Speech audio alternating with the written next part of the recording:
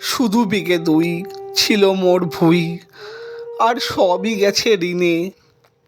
বাবু বলিলেন, বুঝেছ উপেন, এ জমি লইব কিনে।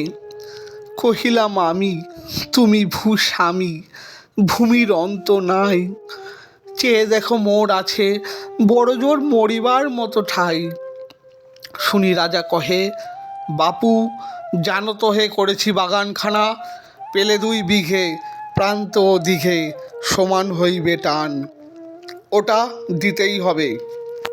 কহিলেন, তবে বক্ষ জড়িয়া পানি, সজল চক্ষে করুণ বক্ষে গরিবের ভিটেখানি। সপ্তপুরুষ যেথায় মানুষ, সে মাটি সোনার বাড়া। দৈন্যের দায়ে বেচিব সে মায়ে, এমনই লক্ষ্মী ছাড়া। করি আঁখি লাল, রাজা ক্ষণকাল রহিল মৌন ভাবে। কহিলেন শেষে কুড় হাসি হেসে, হা হা হা, আচ্ছা সে দেখা যাবে। পরে মাস দেড়ে ভিটে মাটি ছেড়ে বাহির হইনু পথে।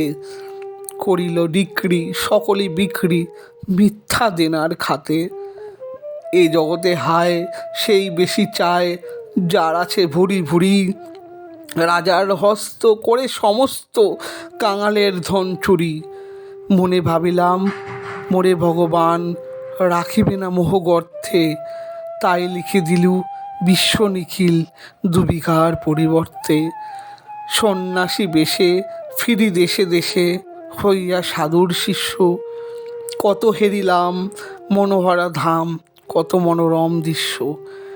ভূধর সাগরে বিজন নগরে যখন যেখানে ভ্রমি, তবু নিশিদিন ভুলিতে পারি না সেই 2 বিঘা জমি।